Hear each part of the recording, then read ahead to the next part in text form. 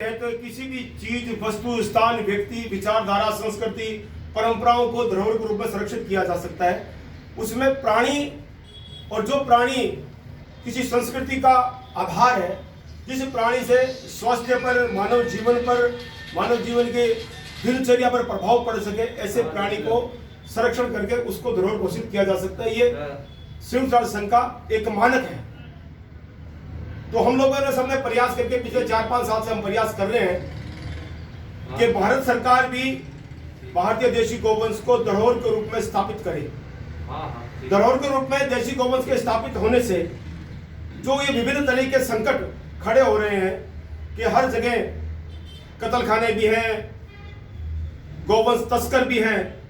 धरोहर के अंतर्गत गौवंश को आने के बाद में अंतर्राष्ट्रीय नियामक धारी हमारा गौवंश हो जाएगा, उस पर अंतर्राष्ट्रीय नियम लागू हो जाएंगे। तो भारत सरकार को ही नहीं अपितु पूरे विश्व सरकार को भी इसका संरक्षण करना पड़ेगा। करना इतना है, भारत सरकार धरोहर के लिए इसको अंतर्राष्ट्रीय स्तर पर नामित कर दे।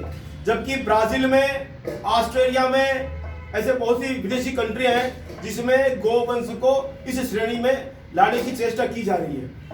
तो भारत सरकार से भी हमारा यह अनुरोध रहेगा कि सरकार भी इस विषय में अतिशीघ्र काम करे।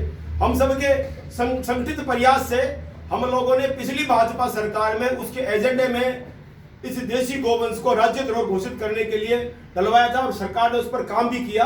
वेटरनरी यूनिवर्सिटी को सरकार ने एक वर्क दिया कि आप धरोहर जीन्स बैंक बनाए, जिसके अंतर्गत भारतीय देशी गौवंश के सीमन को रखकर उसका संवर्धन कैसे हो जाएगा, उस विषय में कार्रवाई भी शुरू की थी। दुर्भाग्य से सरकार चली गई।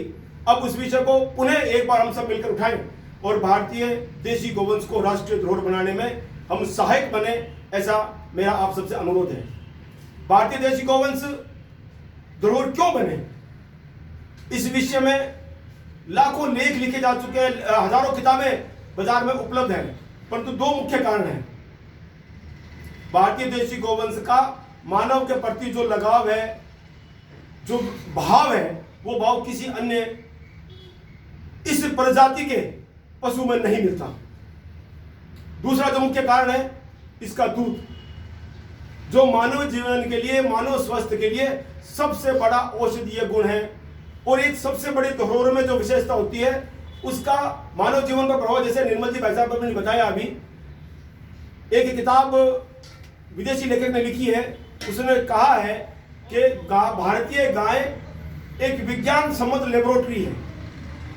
समस्त तरह की वैज्ञानिक गतिविधियां भारत की देशी गाय के शरीर में विद्यमान है, जो मानव जीवन पर प्रभाव डालती है, खेती पर प्रभाव डालती है, पर्यावरण पर प्रभाव डालती है। इसीलिए ये धरोहर के रूप में संरक्षित प्राणी है। हमारे वेदों में, पुराणों में भी इसे संरक्षित प्राणी माना गया है, इसे अगण्य माना गया है, इसका वध नहीं किया जा सकता। और वेदों पुराणों में यह इसलिए कहा गया है कि देवताओं का निवास भी इसमें रहता है, कि सामान्य व्यक्ति इसके प्रति हीन भावना न रखे। इसलिए हमें यह समझाया गया है वेदों पुराणों के द्वारा कि इसके अंदर देवताओं का निवास है। लक्ष्मी गोबर में निवास करती है, गंगा मूत्र में निवास करती है, देवता इसके खुरों में निवास करते हैं, सूरज चांद इसकी आंखों में निवास करते हैं। ये इसलिए बताया गया है कि इसका रोम रोम मानव जाति के लिए, मानव कल्याण के लिए, स्वास्थ्य के लिए, पर्यावरण के लिए सबसे जरूरी है। इसलिए भारत सरकार और सभी राज्य सरकारें इसे धरोहर के रूप में संरक्षित करें, ऐसा हमारे संगठन का मानना है और हम सबका प्रयास है। भारतीय देशी गौवंश राष्ट्रीय धरोहर बने, इसके लिए हम सभी गौ माता से भी इसके लिए पुकार करें कि गौ माता इस कार्य को अतिशीघ्र संपन्न करवाए। अभी 3 विचारधाराएं देश में काम कर रही है। एक विचारधारा कहती है कि गाय को राष्ट्रीय पशु बनाए, एक विचारधारा कहती है कि गाय को राष्ट्रीय माता बनाए, और एक विचारधारा कहती है कि गाय को राष्ट्रीय प्राणी बनाए। मेरा ऐसा मानना है, और यह हमारे संगठन की, हमारी विचारधारा का ऐसा मानना है कि राष्ट्रीय पशु, क्योंकि गाय पशु नहीं है। तिलम ना धान्यम गावो ना पशुपत, ये वेदों में लिखा हुआ है। जैसे तिल धान नहीं होता, वैसे गाय पशु नहीं होती।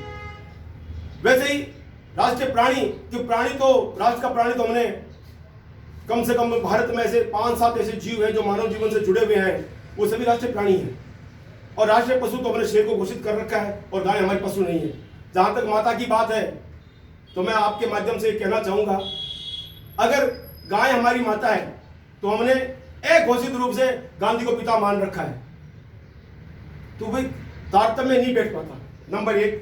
नंबर 2 में गाय को माता कहने के बाद में हमारे धर्म विरोधी लोग भी इसको स्वीकार नहीं करेंगे। यदि धरोहर हो जाता है तो किसी को कोई परेशानी नहीं आएगी कि वो कहेंगे कि हम इसको माता स्वीकार, वो तो माता मानते ही नहीं है क्योंकि उसको काट कर खाते हैं और इसका कत्ल खाने चल रहे हैं, तो इसलिए हम उसका रूप कैसे इसमें रूपांतरण कर लें। इसलिए धरोहर बनने से किसी को भी कोई परेशानी नहीं होगी, ना कानूनी होगी और ना ही भावनात्मक परेशानी आएगी। इसलिए भारत सरकार से निवेदन है कि भारतीय देशी गोवंश को राष्ट्रीय घोषित किया जाए। जय गौ माता, जय गौ माता।